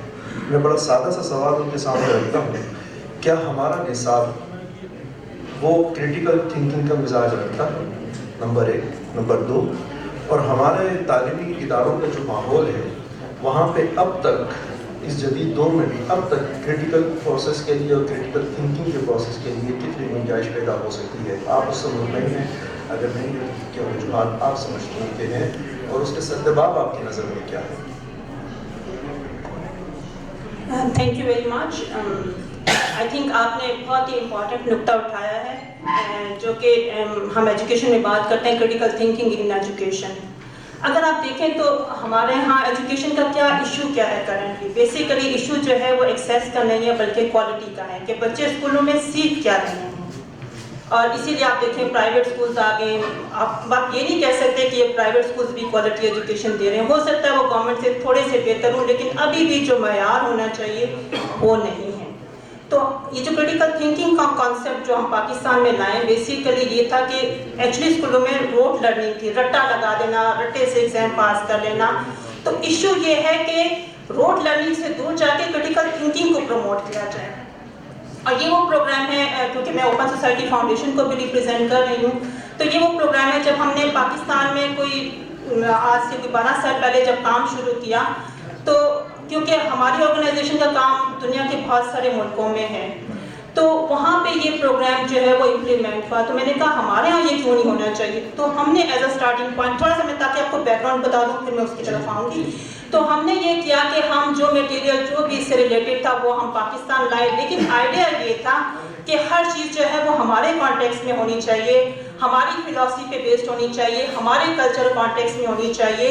तो हमने सबसे पहले तो उसको उर्दू में ट्रांसलेट किया और उसके बाद फिर हमने अपने कॉन्टेक्स्ट में उसको डेवलप किया, फिर हमने TCF के सारे स्कूलों में इम्प्लीमेंट किया। लेकिन मेरा जो ख्वाब था वो ये था कि अगर हम ये कह रहे हैं कि आज 40% बच्चे जो हैं वो प्राइवेट स्कूलों में जा रहे हैं, तो 60% से ज़्यादा बच्चे जो हैं वो गवर्नमेंट स्कूलों में जा रहे हैं। और अगर हम क्वालिटी एजुकेशन फॉर ऑल की बात करते हैं तो मेरा ख्याल है हमें उस तरीके पे काम करना पड़ेगा जो कि हम गवर्नमेंट स्कूलों में जो बच्चे जाते हैं उनके मसाइल को भी एड्रेस कर सकें। तो फिर हमने TRC के साथ काम शुरू किया, लेकिन एक जो अच्छी चीज़ की वो ये कि शुरू से हमने गवर्नमेंट के इंस्टीट्यूशंस को इन्वॉल्व कर लिया। अब क्रिटिकल थिंकिंग है क्या? बेसिकली ये टीचर्स के लिए एक प्रोफेशनल डेवलपमेंट प्रोग्राम है, लेकिन इसका ताल्लुक जो है वो कैरिकुलम के साथ है, निसाब के साथ है, जो टेक्स्ट बुक्स होती हैं उसके साथ है, और फिर एग्जामिनेशन सिस्टम। क्योंकि देखिए एग्जामिनेशन सिस्टम की मैंने इसलिए बात की कि अगर आपका इम्तिहान का निज़ाम ऐसा है जो कि रटे को चेक करता है तो फिर इंसेंटिव नहीं है कि क्रिटिकल थिंकिंग बच्चों में उनके लिए इंसेंटिव हो कि क्रिटिकल थिंकिंग की तरफ जाएं। तो ये जो हम सपोर्ट करें मदर लैंग्वेजेस लिटरेचर फेस्टिवल को, चिल्ड्रंस लिटरेचर फेस्टिवल को हमने सपोर्ट किया, लाइब्रेरीज को प्रमोट करने के लिए, तो उस सारों का ताल्लुक भी यही था कि बच्चों में किताबें पढ़ने का, किताबें लिखने का शौक पैदा हो। क्योंकि देखें अब जो है वो किताबें पढ़ने का शौक बहुत कम होता जा रहा है, तो वो आइडिया था कि उनमें शौक पैदा हो। हमने जो एक मॉडल लाइब्रेरी का कॉन्सेप्ट, मोबाइल लाइब्रेरी कॉन्सेप्ट का भी दिया, तो उसमें ये था कि हमने ये देखा कि बच्चों ने अपनी किताबें लिखी, अपनी कहानियाँ, और उसका टॉपिक था मेरी कहानियाँ। आप देखिए मतलब बड़ा पोटेंशियल बच्चों, क्योंकि मैं एजुकेशन की इसलिए बात कर रही हूँ कि हमें बेसिक को चीज़ों को ठीक करना है, हमें अपनी फाउंडेशन को ठीक करना है, हमें उस लेवल पे वो मौके बच्चों को देने हैं कि उनको हम प्रमोट कर सकें। क्योंकि और फिर जब किताबें लिखने का रुझान होगा, क्योंकि देखिए किताबें हमें देती हैं कुव्वत परवाज़, और ये जो इस तरह के फेस्टिवल होते हैं उसमें बच्चों को बोलने का भी मौका दिया जाता है, और उसमें कॉम्पिटिशन होते हैं, बोल के लब आज़ाद है तेरे। और जो आपने बात की नसाब और उसका, तो जब इसका ताल्लुक जो है वो निसाब के साथ होता है, तो फिर हम ये कहते हैं कि हमें किताब चाहिए, हमें किताब चाहिए, हमें वो निसाब चाहिए जो ज़िंदगी बदल दे, हमें वो किताब चाहिए और हमें वो निसाब चाहिए। तो आई थिंक ये सारी चीज़ें बहुत ज़्यादा इम्पॉर्टेंट है। आपने जो बात की थी कि सवाल पूछने का रुझान, तो इसका मकसद ये है कि बच्चों को वो मौका दिया जाए कि बच्चे जो सवाल पूछना चाहते हैं वो सवाल पूछ सकें, और जो वो लिखना चाहते हैं अपने ख्यालात को वो का इजहार कर सकें। तो ये चीज़ें जो है वो बहुत ज़्यादा इम्पॉर्टेंट है। हमें अपने मुल्क के अंदर ऐसे मौके प्रोवाइड करने चाहिए कि हम जो बच्चे किताबें लिखें उनको प्रमोट करें, उनको पब्लिश करें, जो भी वो लिखना चाहते हैं, जिन टॉपिक्स पे भी लिखना चाहते हैं। आप देखें हमारे मुल्क की इतनी खूबसूरत सकाफत, इतना खूबसूरत कल्चर, इतने खूबसूरत इलाके हैं, उन चीज़ों के बारे में नहीं लिखा गया। आज अगर आप बच्चों से पूछें स्कूलों में तो उनके पास वो नॉलेज नहीं होगा जो हमारी इतनी खूबसूरत सकाफत है, जो हमारी इतनी खूबसूरत हिस्ट्री है। तो आई थिंक ये सारी चीज़ें भी लिखने की ज़रूरत है, ताकि वो चीज़ें जो है वो एक जनरेशन से दूसरी जनरेशन में प्रमोट हों, रिटर्न फॉर्म में जब होंगी तो वो ट्रांसफ़र होती हैं। तो आई थिंक ये सारी चीज़ें बहुत ज़्यादा इंपॉर्टेंट है। आपने जो बात की फॉर एग्जांपल जो मैंने किताब लिखी है इकोनॉमिक्स परफॉर्मेंस पे, तो वो भी बेसिकली ये था कि स्टूडेंट लाइफ में जब मैंने देखा तो कि हमारे पास इतनी अपने मुल्क की रिटन राइटर्स की इतनी बुक्स नहीं थी, तो आई थॉट कि जब मैं स्टडीज़ कंप्लीट करूँगी तो मैं इस पर ज़रूर बुक लिखूँगी। तो as a result of that मैंने वो बुक पे काम किया, पाकिस्तान इकोनॉमिक परफॉर्मेंस पे। तो कहने का मकसद ये है कि हर स्टूडेंट में, हर बच्चे में पोटेंशियल होता है, मौजूद होता है। ये हम लोगों का काम है कि किस तरीके से उनको वो मौके दिए जाएँ कि वो अपनी थिंकिंग को रिटर्न ला सकें, अपनी थिंकिंग का इजहार कर सकें, और जो रोड लर्निंग जो रट्टा है उससे हम दूर जाएं और क्रिटिकल थिंकिंग को प्रमोट करें। तो आई थिंक ये सारी चीज़ें बहुत ज़्यादा इम्पॉर्टेंट हैं। बहुत शुक्रिया। तालियों का रुझान कम से कम होता चला जा रहा है इस हॉल में। बहरहाल क्रॉप्सकाया ने किताब लिखी ख़वातीन के हुकूक़ के हवाले से रूस इनकलाब के टाइम में। छोटा सा किताबचा अनवर संदराय साहब के नावल का मैंने हवाला दिया, चीख का, वो आधे घंटे का 1 घंटे का नावल है। इनकी किताब मेरे ख्याल में कुल मिला के तो 20-25 मिनट में पढ़ी जा सकती है। तो जब किताब शायर हुई तो ज़ाहिर हफ्ते के अंदर वो गायब हो गई, खुद भी वो मुहासरे की ज़िंदगी गुजार रही थी। किसी ज़माने में बहुत गुजर गया तो किसी ने कहा कि आपकी वो किताब बड़ी अच्छी थी, दोबारा से शायर होनी चाहिए। तो चल चला उन्होंने कह दिया, हो कर दो शायर, अच्छी बात है। वो शायर हो गई। शायर होने के बाद जब खुद मुसन्निफ़ा के पास वो किताब पहुंची, उन्होंने जब उसको पढ़ा, जब उन्होंने देखा तो अपने ही कॉन्टेक्स्ट में उसको मुशर्रफ में इस्लाम कर दिया गया था। उसमें जो बड़ा तल्ख़ किस्म का मवाद था उसमें से निकाल दिया गया था। तो मुसन्निफ़ा ने वो पढ़ के कहा कि इससे तो अच्छा था कि ये शायर ना ही हुई होती, ज़्यादा बेहतर था कि इसको अपनी जगह पर रहने दिया जाता इस बदलाव के। अनवर सनराय साहब को भी अपनी किताब जब उनके पास पहुंची थी तो उन्होंने इसके ऊपर तबसरा किया था, ये तो शायर नहीं होती तो ज़्यादा बेहतर था। मुस्तनसर हुसैन तारड़ साहब की किताब का मैंने आपको हवाला दिया 1974 का, जिसमें पेंटिंग्स आती थी, फिर वो पेंटिंग्स आना बंद हो गई। आज का जो हमारा मौजूद है कि हम क्या नहीं लिख रहे हैं, ये जब आपके सामने आया होगा तो मुस्तनसर तारड़ साहब का ही एक जुमला जो उन्होंने एक इंटरव्यू में इरशाद किया था, आपको ज़रूर दिल दिमाग में आया होगा कि उन्होंने अपने एक सवाल के जवाब में उन्होंने कहा कि मैं अब तक जो कुछ नहीं लिख पाया हूँ उसका हुजूम उससे कहीं ज़्यादा है जो कुछ मैं अब तक लिख चुका हूँ। और उसकी वजूहात वो यही बताते हैं कि ज़ाहिर है कि इस सोसाइटी की जो रिवायात हैं, जो हमारे ख्यालात हैं, जो हमारे सोचने का अंदाज़ है, जो क़ारीन की तलख़ी है और जो कॉन्सेप्ट्स के बारे में हमारी क्लैरिटी का ना होना है, यही सारी वजूहात कुल मिला के एक लिखने वाले को हमारे जैसे खित्ते में मजबूर करते हैं कि वो ना लिखे। लिखने से पहले कई दिनों तक और कई सालों तक मुसन्निफ़ को ये सोचना पड़ता है कि मैंने क्या कुछ नहीं लिखना, तब जाके वो उस नतीजे पर पहुँचने का अपनी 12 ایک سوال میں نے ان کے سامنے رکھا جسٹ اس لیے کہ آپ کے سامنے ایک ان کے جو خیالات ہیں یہ آپ کو سمجھ میں آ جائے کہ ہمارے یہ مصنفین، ہمارے یہ محققین اور ہمارے یہ علماء، ان کے سوچنے کا تناظر کیا ہے وہ آپ کے سامنے آ گیا ہے. ہمارے پاس کچھ وقت ہے، اب میں فلور اوپن کرتا ہوں آپ دوستوں کے لیے. اب آپ جو سوال کرنا چاہیں، خدا نخواستہ کرنا چاہیں یا کوئی تنقید کرنا چاہیں، کوئی تجویز دینا چاہیں تو بسم اللہ، میدان کھلا ہے. السلام علیکم جی. بہت شکریہ آپ سب پینلسٹ کا. بہت ہی اچھی گفتگو کی ہے آپ نے اور فرنون صاحب نے بڑے اچھی طریقے سے اس کو ہم تک پہنچانے کے لیے صحیح کیا.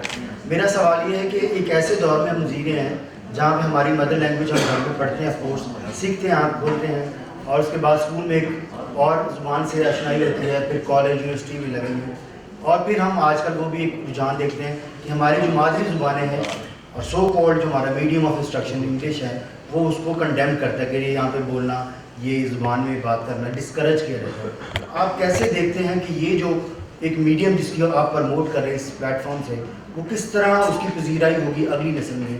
وہ کیسے پنجابی بولنے والے، سندھی بولنے والے، بلوچی، براوی، باقی زبانوں بولنے والے بچے یا نسل ایک آگے آئے گی جب اس طرح کے ماحول کو ہم جی بھی رہے ہیں اور ہمیں مطلب سانس بھی لے رہے ہیں؟ اس پہ آپ ایک سے راستہ چاہ رہے ہیں. اس سے سوال ہے آپ نا، کوئی بھی آپ کوئی بھی دے سکتا ہے. تو بس اب یہ فیصلہ میں نہیں کر سکتا. ڈاکٹر صاحب دے سکتے ہیں. جی خالد سہیل صاحب، ڈاکٹر صاحب. جہاں تک میری معلومات کا تعلق ہے، میں دنیا میں کوئی اور ملک نہیں جانتا جہاں پر بچے کو مادری زبان میں پہلے 5-7 سال تعلیم ہو. میری اگر کوئی بدقسمتی میں کہہ سکتا ہوں وہ یہ ہے کہ میں گھر میں پنجابی بولتا تھا لیکن میری والدہ نے مجھے پنجابی میں لکھنا اور پڑھنا نہیں. آج بھی میں اٹک کے پڑھتا ہوں. یہ مجھے لگتا ہے میں اردو میں لکھتا ہوں، انگریزی میں لکھتا ہوں، فارسی تھوڑی بہت جانتا ہوں. تو میں آپ کی اس بات سے پورا متفق ہوں کہ میں اگر نفسیاتی حوالے سے بات کروں، میں سمجھتا ہوں کہ جو احساس کمتری، اگر آپ اپنی مادری زبان پر فخر نہیں کرتے، آپ اپنے ہیریٹیج پر نہیں کرتے، اس کا نفسیاتی اثر ہوتا ہے. ایک یہ احساس کمتری کا ایک پہلو ہے.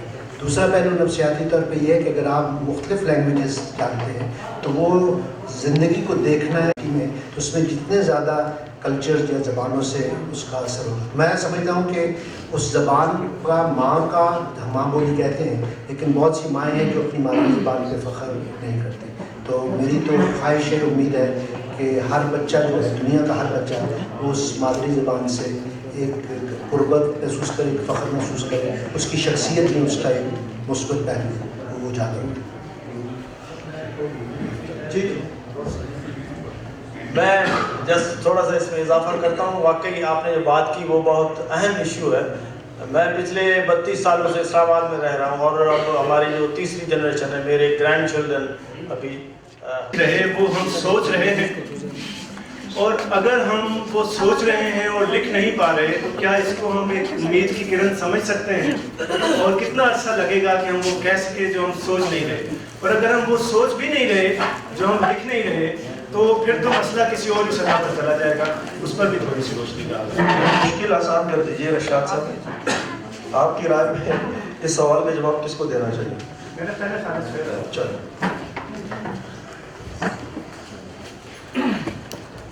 دیکھ کے گارڈ نے کہا کہ ہم آزادی اظہار یا گفتار اس کا ذکر کرتے ہیں جو ہم آزادی، جو سوچ کی آزادی.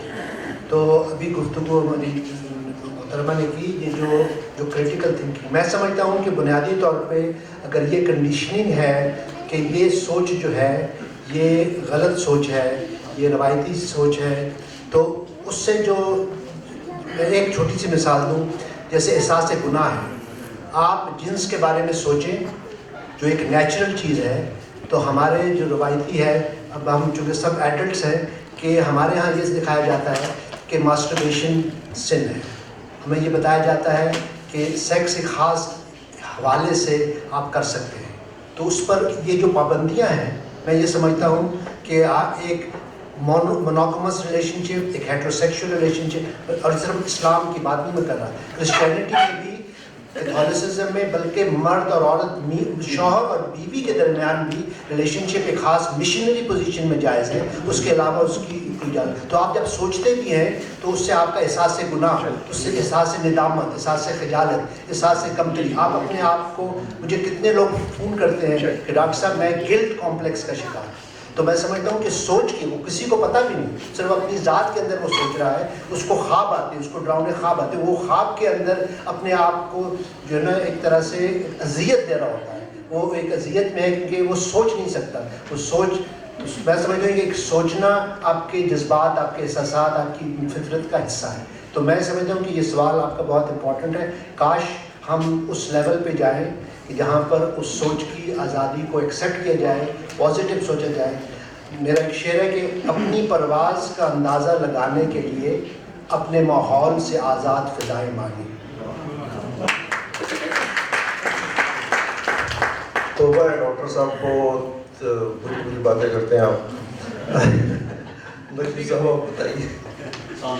कमर नकीब खान नाम है और इस सवाल का जवाब आप साहब दे दे। नहीं ऐसा नहीं करेंगे हम।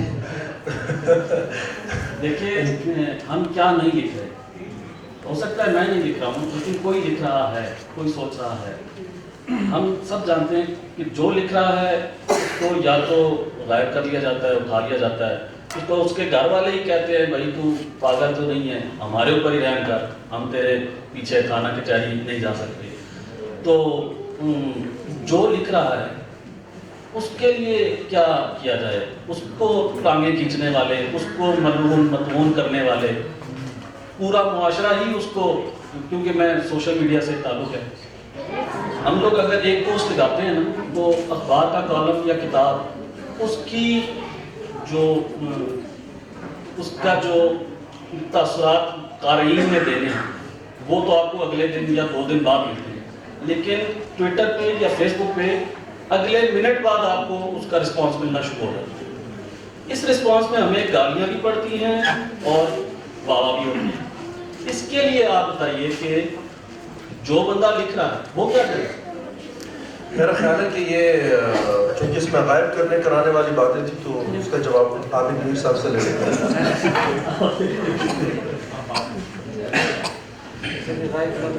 ये गोया मेरे घर तक ना पहुंचने का एहतमाम है। नहीं, दूसरी इसकी अहमियत ये है कि चूँकि फेसबुक का उन्होंने हवाला दिया, सोशल मीडिया का हवाला दिया, और हमारी जो समाजी ज़राए अबलाग की जो सहाफ़त है उसमें बड़ा किरदार हाल अहवाल नामी ऑनलाइन मैगज़ीन का है, और मेरी राय में तो वो बलूचिस्तान का सबसे नुमाइंदा मैगज़ीन है, और वो जानते हैं कि गायब का मतलब क्या होता है, उसके मतलब इस्तिलाही माने क्या होते हैं, लोगों माने क्या होते हैं। वो वेबसाइट खुद भी 2 महीने गायब रह चुकी है। मेरी अर्ज़ ये होगी कि देखिए जब आप लिखने का फ़ैसला करते हैं ना तो आप अपने आप को कहीं ना कहीं आम आदमी से, या जो आम सोचने वाला है, बोलने वाला है, उससे थोड़ा सा अलग कर लेते हैं। हर आदमी बोलता, हर आदमी है, लेकिन लिखता हर आदमी नहीं है। इसलिए जब आप लिखने का फ़ैसला करते हैं तो इसका मतलब यही है कि आपने अपने आप को उस हुजूम से थोड़ा सा अलग कर लिया, और जब आपने ये फ़ैसला कर लिया तो उसके नताइज के लिए आपको वैसे ही तैयार होना चाहिए। उस पर तो कोई रोने धोने का सवाल ही पैदा नहीं होता है। लोग उठाए जा रहे हैं, उठाए जाते हैं, किसी न किसी सबब से, किसी भी जेन्युइन सबब से उठाया गया और वापस आया है हमारे यहाँ कम से कम। उसने किसी नदामत का इजहार तो नहीं किया होता है कि मेरे पीछे कोई थाने कचहरी तक पहुंचने वाला था। आपके घर से ना हो, आपके रिश्तेदारों में से कोई ना हो, लेकिन अगर आप आवाम के साथ खड़े हैं, आप पब्लिक के साथ खड़े हैं, आप जेन्युइन सवाल उठा रहे हैं, जो सवाल उठाने की हम बात कर रहे थे, जो हम नहीं उठा पा रहे हैं, आपकी बात ठीक है, कोई ना कोई कहीं ना कहीं पर उठा रहा होगा। अगर आप सवाल उठाने की हिम्मत रखते हैं तो फिर ये तयशुदा बात है कि उसकी कीमत तो चुकानी होगी, और उस कीमत के पीछे आप ये नहीं देखते कि आपके पीछे कितनी आवाज़ें उठेंगी, कितनी आवाज़ें नहीं उठेंगी। ये यकीन होना चाहिए कि आपके पीछे आवाज़ उठेगी, आपके घर से नहीं उठेगी तो इस समाज में से कोई ना कोई आवाज़ उठाएगा। फैज़ साहब से बात पूरी करता हूँ मैं। फैज़ साहब ने कहा था ना, कत्लगाहों से चुनकर हमारे अलम और निकलेंगे उस शाख के काफ़िले, जिनकी राह तलब से हमारे कदम मुख्तसर कर चले दर्द के फासले। वाह वाह। बलूचिस्तान के हवाले से मैं इतना आपको बता दूं कि ये आबिद मीर साहब जो है सारे मामला को खुद सहे हुए हैं, खुद उसको भुगते हुए हैं। जब आप हाल अहवाल .com کھولتے ہیں تو اس کے ماتھے کے اوپر انہوں نے جو انتصاب کیا ہوا ہے پورے اپنے میگزین کا، وہ ارشاد مستوری صاحب کو کیا ہوا جو کہ رشتے میں ان کے معاملے بنتے تھے۔ کوئٹہ میں کچھ عرصہ میں نے گزارا ہے، اس وقت مجھے ان سے انٹریکشن ہوا ہے، بہت نامی گرامی بلوچستان کے صحافی گزرے ہیں، انہیں بھی قتل کر دیا گیا تھا اسی جرم میں جو جرم ابھی عابد میر صاحب یہاں پہ فرمانے کی کوشش کر رہے ہیں۔ اللہ تعالیٰ ان کو ہدایت دے۔ کوئی اور سوال یہاں پہ؟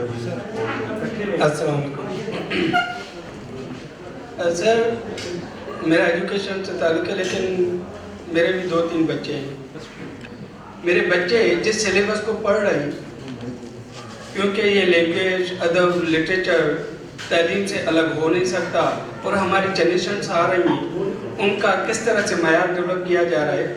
میرے بچے جس سائنس کی کتاب کو پڑھ رہے ہیں، میرے بچے کی وہ نہ تو اپروچ ہے، میرے بچے میں وہ کیپیسٹی ہے ہی نہیں جس کو وہ سالو کر رہا ہوتا ہے ہر روز اسائنمنٹ کے طور پہ اس نے کام کرنا ہوتا ہے، وہ نہ سائنس کی چیزیں، نہ میتھ کی، نہ فزکس کی۔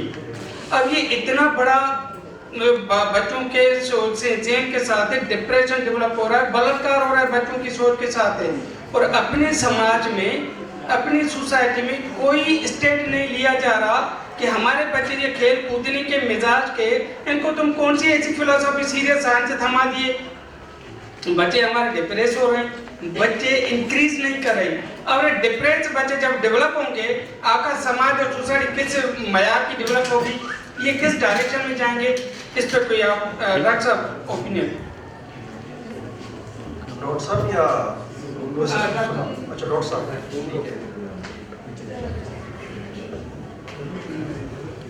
میرا ایک شعر ہے کہ ہمارے بچوں کی سوچوں پہ کب سے پہرے ہیں، ہمارے بچوں کی سوچوں پہ کب سے پہرے ہیں، کہاں سے آئے گا آزاد نوجوان کوئی۔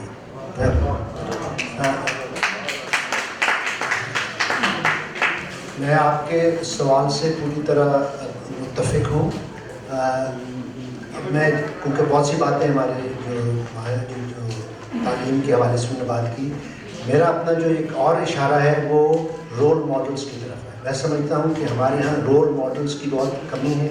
ہمارے یہاں وہ جو ٹیچرز ہیں، اگر ٹیچر کا آپ کی دل میں عزت نہیں ہے، آپ کے دل میں احترام نہیں ہے، تو بات آگے نہیں بڑھتی۔ اور وہ ٹیچر جو بچے کا احترام نہیں کرتے، میں نے اپنی نانی ماں سے یہ سیکھا کہ میں جب 4 سال کا تھا، میں پشاور سے لاہور آتا تھا مزاحم، وہ مجھے 4 سال کی عمر میں پوچھتی تھی، بیٹا آپ نے دودھ پینا ہے یا آپ نے جوس پینا ہے، بیٹا آپ نے نیچے سونا ہے یا اوپر، وہ میری رائے پوچھتی تھی۔ اس وقت مجھے اس کا احساس نہیں تھا۔ میں کہتا تھا انہوں نے مجھے کبھی بچے کی طرح ٹریٹ نہیں کیا، she treated me like a little person, میں ایک بچہ ہوں، میں ایک انسان ہوں، اور میری خواہش یہ جو بچے کو بچہ سمجھنا اور اس کو کم عقل سمجھنا، میں سمجھتا کہ بچہ اس باپ کا استاد ہے۔ میں اپنی بانجوں سے وہ ٹیکنالوجی اور یہ سیکھتا ہوں۔ یہ جو بچے کو ایک جو اس کو ڈی ہیومنائز کرنے کا پروسیس ہے، اور میں آنیسٹلی کہوں کہ میں ہیومنسٹ ہوں، کہ آج سے 50 سال کے بعد بچے کو ریلیجیس انڈاکٹرینیشن جو ہے اس کو ایک چائلڈ ابیوز سمجھا جائے گا۔ ہم بچے کو جو انڈاکٹرینیٹ کرتے ہیں روایت، کلچر، مذہب کے حوالے سے، وہ اس کی آزادانہ سوچ کو، اس کی انڈیویجویلٹی کی، اس کی جو ہے اس کو سپریس کرتے ہیں۔ تو تعلیم اور استاد، تو اساتذہ جو ہے میں ان سے ریکویسٹ کرتا ہوں کہ وہ بچوں کا احترام کریں، ان کی رائے کا احترام کریں۔ ان کا سوال جو ہے وہ علم کو جاننے کا سوال ہے، وہاں سے ہی بات نصاب کا آپ زیادہ جانتے ہیں اس کے اندر کیا ہے، لیکن استاد جو ہے اگر وہ بچوں کا احترام نہیں کرتا تو وہ تعلیم، وہ تربیت نہیں کر سکتا جس کے وہ بچے مستحق۔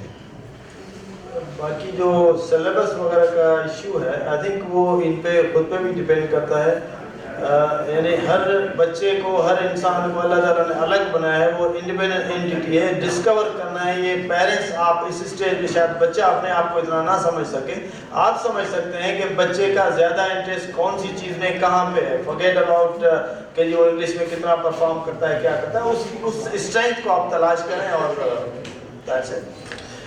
میرا خیال یہ ہے کہ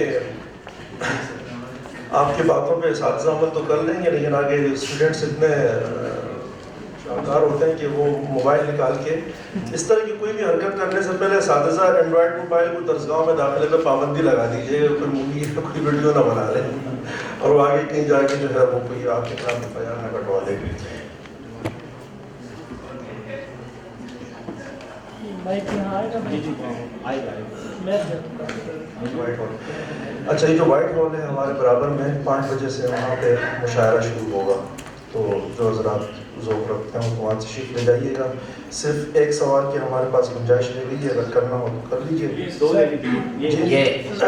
عمر صاحب عابد میر صاحب, سوال ہے جیسا کہ یہاں پہ باتیں ہو چکی ہیں, آدھا حصہ ہم تک پہنچ رہا ہے. بلوچستان سے ہیں آپ, اور آپ کا مطلب ہے کہ جہاں تک میں جانتا ہوں آپ بلوچستان تقریباً گھوم چکے ہیں. کتابوں کے حوالے سے آپ کا جو تعلق ہے, کتابوں کے ذریعے شعور پہنچانا, آگاہی پہنچانا, تو ہم یہ سوال میرا یہ ہے کہ آپ کو کیا لگتا ہے جو ہم نہیں لکھ رہے لیکن سر نے جیسا کہ سوال کیا کہ کیا ہم وہ سوچ رہے ہیں, اور اگر وہ سوچ رہے ہیں تو کس حد تک آپ کو لگتا ہے کیا بلوچستان میں جو کچھ ہو رہا ہے, میں وہی پھر کہوں گا کہ ہم تک آدھا ہی سچ پہنچ رہا ہے, تو کیا وہاں کے لوگ اس سچ سے اویئر ہیں جو اصلی سچ ہے, اور کیا وہاں کے لوگ اس بارے میں سوچ رہے ہیں جو ان کو نہیں بولنے دے رہا, جو ان کی سوچوں کو دبانے کی کوشش کر رہا ہے, کیا اسے آگاہ ہیں, اور کیا اس کے بارے میں وہاں کی عام جو انٹلیکچوئل ہیں ان کے علاوہ عام لوگ وہاں کے آگاہ ہیں اسے. اچھا آپ, میں دوسرا سوال لے لیتے ہیں تو پھر آپ سے ہم شروع کرتے ہیں. دوسرا سوال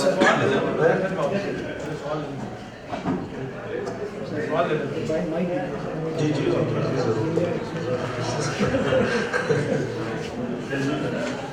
میرا سوال کوئی جواب نہیں سکتا, بس یہ ہے کہ جس طرح آج کی یوتھ ہے, چاہے بلوچستان ہو چاہے پاکستان کوئی بھی علاقہ ہو, میرے خیال سے آج کی جو یوتھ ہے وہ زیادہ سوچ رہی ہے, کیونکہ کسی بھی جگہ پہ جہاں لوگوں کو دبایا جاتا ہے, جتنا زیادہ سپریس کیا جاتا ہے اتنا زیادہ لوگ بولتے ہیں, لوگ لکھتے ہیں. لیکن جیسے بات ہو رہی تھی لوگوں کو اٹھایا جا رہا ہے, پہلے بھی اٹھایا جاتا تھا, اب بھی اٹھایا جا رہا ہے, لیکن پھر بھی لوگ لکھ رہے ہیں. تو یہ سلسلہ کب تک جاری رہے گا؟ کیا ہم نا امید ہو جائیں کہ بس ایسے ہی چلتا رہے گا, یا کچھ ہوگا, حالات بدلیں گے, یا عابد صاحب یہ بھی میرا خیال ہے یہ بھی آپ کے کھاتے میں ڈالنا چاہیے. ایک سوال آپ بھی سوال کر لیجیے. شارٹ سوال. یہ جس طرح سر نے فرمایا کہ سر میں جو کہہ دوں تو زمانے کو جواب مل جائے, منہ میں چپ تو اندر کی بغاوت مار دینی. تو یہ بات تو ٹھیک ہے کہ ہم کیا نہیں لکھ رہے ہیں, حالانکہ اس کے علاوہ میں جس ملک سے بلانگ کرتا ہوں اس کا جو سب سے بڑا اہم مسئلہ ہے وہ غربت ہے, بھوک ہے, ناانصافی ہے, ہیپوکریسی ہے, وغیرہ وغیرہ. تو صرف ان چیزوں کے علاوہ اس سے میں ایگری کرتا ہوں. اور اگر شروع اسلام کے حوالے سے دیکھیں تو اس وقت متع حلال تھی, جائز تھی, جو سروینٹ تھے اس کے ساتھ وغیرہ, جو مطلب جو زنا کے لیے 4 گواہ لانا, مطلب اس میں حکمت کی تھی کہ یہ چیز مطلب دب جائے اور عام نہ ہو جائے. مطلب وہ بہت لمبی ڈسکشن پہ ہو جائے گی. میرا سمپل سوال یہ ہے کہ جس کنٹری سے سر آپ بلانگ کرتے ہیں وہاں پہ حالانکہ فری 6 زون سوسائٹی ہے, وہاں بھی آیا کیا وہاں بھی جو بندے کا سول ہے وہ سیٹسفائی ہے کیا؟ اور جس طرح پلیٹو نے کہا تھا کہ لو از اے سیریس مینٹل ڈیزیز, تو یہاں تو ٹھیک ہے, اور میرے ساتھ یہی بھی ہوا ہے کہ واقعی لو از اے سیریس مینٹل ڈیزیز, لیکن کیا یہاں جو اس کا حل ہے اس معاشرے میں جس میں ہم رہتے ہیں, جس میں بہت لمیٹیشن ہے, بہت زیادہ تو جو کیا کہتے ہیں اس کو پابندیاں یہاں پہ, تو کیا اس معاشرے کا تھوڑا سا آپ ایک ایگزامپل دیتے کہ کیا وہاں پہ, حالانکہ میں نے سنا کہ وہاں پہ زیادہ خودکشیاں وہاں پہ ہوتی ہے, یورپ میں ہوتی ہے. بس ایک شارٹ سوال. میرا چھوٹا سوال یہ ہے کہ میڈم سے یہ بتائیے کہ فلاسفی, ڈرائنگ اور ہسٹری کو نصاب سے بڑے طریقے سے نکال دیا گیا ہے. پہلے تو بلکہ فلاسفی تو مدرسوں میں ہی پڑھائی جاتی ہے, وہ بھی نکال دیا ہے. اور دوسرا یہ ہے کہ لائبریری کلچر ہمارے یہاں جیسے برٹش کونسل اس زمانے میں ہوتی تھی وہ بھی ختم کر دی گئی ہے, اور لیبارٹریز بھی ہمارے کسی بھی پرائیویٹ یونیورسٹیوں میں کالجوں میں کچھ بہت اچھی نہیں ہے. اور جب ہم نیبر کی کنٹریز میں جاتے ہیں تو وہ بھی ان کا بھی ذریعہ تعلیم انگلش ہی ہے, بنگلہ دیش ہے جیسے ہمارے نیبر ہیں, لیکن وہ ٹیکنالوجی میں چین کا مقابلہ کرنے کی تیاری کر رہے ہیں. اور ایران جو مادی زبان میں آج جو سائنس پڑھا ہے تو بہت ہی پیچھے چلا گیا. تو اس حوالے سے ہو گیا یہ ایک تو پھر یہی ہے کہ سوال بھی کس طرح میں پڑھایا بولنے والے کے میں لٹریچر سے ریلیٹڈ ہوں, ایم فل کا اسٹوڈنٹ ہوں, اور میں سر اس پلیٹ فارم سے ایک چیز ایک پوائنٹ جو ہے وہ ریز یہ کرنا چاہتا ہوں کہ گزشتہ دنوں محمود شام صاحب پاکستان کے ایک بہت نامور صحافی ہیں، انہوں نے ایک سلسلہ شروع کیا تھا پاکستان کے اندر، پاکستانی ادب و ثقافت ماضی حال مستقبل. پہلے اس کو انہوں نے مختلف ریجنز پہ ڈیوائڈ کیا مختلف علاقوں کے حوالے سے، اور پھر انہوں نے اوور آل پاکستان کا دکھایا. میں نے بھی اس میں وہ ایک ریسرچ آرٹیکل کا کمپٹیشن تھا، اس میں پارٹیسپیٹ کیا، میری آل پاکستان میں 2nd پوزیشن آئی. سر میں نے اس لیول پہ جا کے وہاں پہ جو چیز دیکھی، ہمارے پاس وہ آدمی جو کام کر رہا ہے وہ یہ کر رہا ہے کہ اس کا جو فوکس ہے وہ یونیورسٹیاں ہیں. ہماری جامعات کے اندر اس سطح پہ تعلیمی حوالے سے یا تحقیقی حوالے سے وہ کام نہیں ہو رہا جس سے موٹیویٹ کیا جائے نوجوان نسل کو کہ آپ جو تحقیق کر رہے ہیں، آپ جو ریسرچ کر رہے ہیں، اس ریسرچ کا آپ کے سماج کے حوالے سے کتنا ان لوگوں کو افادی پہلو اس کے کتنے ہیں. یہاں پہ ہمارے پاس جو ڈگری لینے کا رجحان بنا ہوا ہے، جس طرح سے پرائیویٹ یونیورسٹیز جو ہے وہ ڈگریاں بانٹ رہی ہیں، تو یہ آپ اس پلیٹ فارم سے میں یہ کہنا چاہوں گا کہ جو ہماری ہائر ایجوکیشن ہے اس کو ایم فل یا پی ایچ ڈی کی سطح پہ ان کو پابند کرنا چاہیے کہ کچھ ایسے ٹاپکس ہونے چاہیے کہ جو بالکل آپ ان کے اوپر پابندی لگا دیں. مثال کے طور پہ اگر میں ریسرچ کا اسٹوڈنٹ ہوں تو میں یہ جو شخصیت اور فن کے اوپر مقالے ہو رہے ہیں ان کا کوئی فائدہ نہیں ہے. آپ کام کریں لغات کے اوپر، آپ کام کریں جو کرنٹ سچویشن ہیں ان کے اوپر. آپ کا سوال آ گیا. عابد میر صاحب، اگر آپ مختصر الفاظ میں کمال کر کے دکھا دیں. مجھے ہاں ایک سہولت ہو گئی. سوال جو دوست نے کیا تھا کہ جو بلوچستان میں لوگ جو لکھ نہیں پا رہے وہ سوچ بھی رہے ہیں یا نہیں سوچ رہے ہیں. آپ کے فوراً بعد جو سوال آیا ایک بچی نے کیا، انہوں نے پوچھا کہ جو وہاں پر جو صورتحال ہے، لوگ اٹھائے جا رہے ہیں، ان کے ساتھ جو کچھ ہو رہا ہے یہ کب تک چلے گا. انہوں نے ایک سوال اٹھایا. یہ سوال گوادر سے آئی ہوئی بچی نے اٹھایا ہے. تو آپ کے لیے عرض ہے کہ ہماری گوادر تک کی بچیاں جو ہیں وہ سوال اٹھانے کے قابل تو ہیں. وہ جانتی ہیں کہاں پر کون سا سوال اٹھانا ہے، یہ تو جانتی ہیں. ایک اطلاع اور میں آخری آپ کو دیتا چلوں، اور اس میں آپ کے سوال کا جواب بھی آپ نے کروپس کا ہے کہ کتاب کا ذکر کیا تھا جس کو ان کی زندگی میں مشرف اسلام یا مشرف کلچر کر کے چھاپا گیا. وہ چھوٹا سا کتابچہ 20-25 صفحے کا کئی سال کے بعد ڈاکٹر شام المئی صاحب نے ترجمہ کیا ہے اور حال ہی میں سنگت اکیڈمی سے کوئٹہ سے شائع ہوا ہے. تو ہم اب تک یہی کام کر رہے ہیں. زندہ باد. میں شروع میں سے میں نے یہ سوال کیا تو اسی بات پر مجھے ہمیشہ حیرانی ہوتی ہے کہ بلوچستان جو ہے وہ لٹریچر کے حوالے سے بہت زیادہ رچ ہے اور بہت شاندار اس کی ایک مثال ہے. ڈاکٹر صاحب آپ کی مزے کی باتیں سننی ہے تھوڑی سی. یہ دوست یہ کہہ رہے ہیں کہ یہ سوال تو کہہ رہے ہیں کہ انڈر لائن میسج ہے. وہ یہ کہہ رہے ہیں کہ یہاں تو پابندیاں ہیں مشرق میں. وہ کہنا ہی چاہ رہے ہیں کہ جو مغرب میں جو آزادیاں ہیں اس کا کیا اثر ہے، کیا وہ آزاد ہو گئے. بات تو یہ کہ انسان مشرق ہو یا مغرب ہو، میں سمجھتا ہوں کہ ابھی بھی ہم اجتماعی طور پہ 5000 سال سے صرف ایک ٹین ایج لیول تک پہنچے. تو افراد ہوں گے، ہو سکتا ہے بدھا ہوں اور سقراط ہو، لیکن جو عوامی لیول ہے، ہماری جو ایموشنل گروتھ ہے وہ ہم ایک ٹین ایج لیول. تو وہاں پر کوئی زیادہ اتنی جو ہے نا آزادی جو ہے وہ کم ہے. مطلب ہے عورت کو اگر آزادی وہاں پر یا سے تھوڑی سی زیادہ ہے، اس کا مطلب یہ نہیں کہ وہ بالکل مرد کے برابر ہے. تو مطلب ایک ڈگری کا فرق. چونکہ نفسیات کا میں طالب علم ہوں تو میں یہ عرض کروں کہ فرائڈ نے ہمیں یہ بتایا کہ ایک مثال سے تاکہ آپ کو فرائڈ کے دور میں نوجوان لڑکیاں جو تھیں ان کو ہسٹیریا کی بیماری عارضہ نفسیاتی مسئلہ تھا.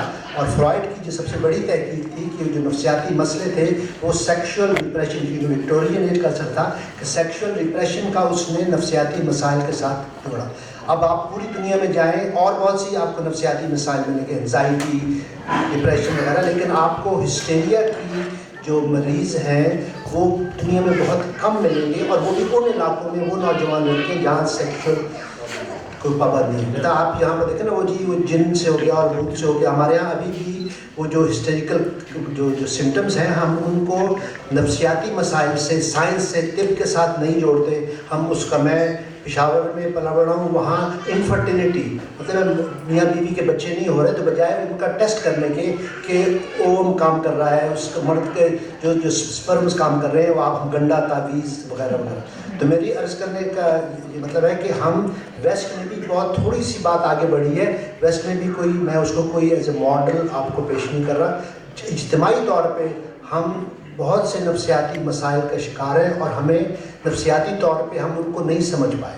صرف یہ ہے کہ ہم نفسیات طب سائنس کے حوالے سے اس کو سمجھیں بجائے اس کو ان حوالوں سے جو کہ ایک میں سمجھتا ہوں کہ نان سائنٹیفک اور irrational ہے. آخر میں ایک فلاسفر کا مجھے کال یاد آ رہا ہے. اس نے کہا کہ most of us die before we are fully born.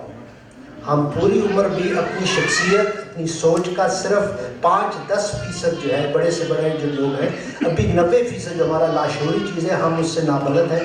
اور میری خواہش ہے ہوپ ہے کہ ہم انسانی حوالے سے اپنی شخصیت کی جو اس کی تمام تر جو بھرپور صلاحیتیں ہیں ہم کیسے اس کو ایک کریٹیوٹی اس کا ایک عنصر ہے کہ ہم بچے کے اندر پلے جو ہے نا وہ ایک کریٹیو پروسیس ہے. بچہ کھیلتا ہے. ہم اس پلے کو ورک کی طرف اسکول میں نا میں سمجھتا ہوں کہ تعلیم وہ ہے جس سے بچہ انجوائے کرے. وہ ٹیچر کو انجوائے کرے, وہ کتاب کو انجوائے کرے, وہ علم کو پڑھنے سمجھنے سوچنے کو انجوائے کرے. اگر جس دن وہ عذاب بن گیا اور مصیبت آ گئی امتحان دینا ہے وہ اس جو کریٹیو پروسیس جو لرننگ پروسیس ہے اس کا جو پیشن ہے میں سمجھ میرے لیے آج میں 66 کا آنیسٹلی جو نئی کتاب ابھی یہ میں ہراری کی پڑھ رہا تھا سیپینس کتاب ہوموڈیس کتاب ابھی میں اس کتاب کو ہراری کی کتاب کو ہم نے ایک سیمینار کیا اس کو پڑھا اور میرے اپنے میں نے بہت کچھ سیکھا. تو سیکھنے کا عمل جو ہے آپ سے آنیسٹلی جو آج جو اور میں ان کو وہ نہیں کرتا یہ فرنود عالم نے آج جس طرح یہ کنڈکٹ کیا ہے میں بھی کنڈکٹ کرتا ہوں تو میں ان کو اس سے آج کے پروسیس میں ان کو میں بہت میں امپریس ہوئی انہوں نے جس طرح اس کو ایک نیچرلی کنڈکٹ. تو سیکھنے کا عمل جو ہے وہ کسی حوالے سے ہم اسٹوڈنٹس ہیں سیکھتے رہتے ہیں اس طرح ہم پروگریس کرتے ہیں. تو ویسٹ ہو یا ایسٹ ہو اس کا کوئی فرق نہیں ہے. انسانی مسائل ہیں ہم نے اس کو معروضی انداز سے سمجھنا ہے اور معروضی انداز سے سائنٹیفک انداز سے نفسیات کے حل تلاش کرنے ہیں. ہمیں وہ مافوق الفطرت ہمیں وہ جو میٹا فزیکل چیزیں تھیں وہ ہمارا ماضی.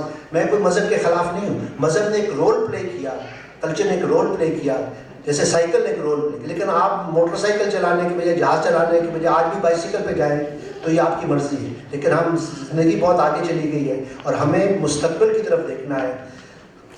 نفسیاتی طور پہ جو صحت مند آدمی ہے وہ مستقبل کی طرف حالت میں زندہ رہتا ہے مستقبل کی طرف. جو مر رہا ہوتا ہے جو بوڑھا ہوتا ہے جو پیر سالی کا تو وہ ماضی کی طرف دیکھتا ہے. ہم بطور قوم ماضی پرست ہو گئے ہیں اور یہ نفسیاتی طور پہ بہت سنجیدہ مسئلہ ہے. بہت شکریہ ڈاکٹر صاحب.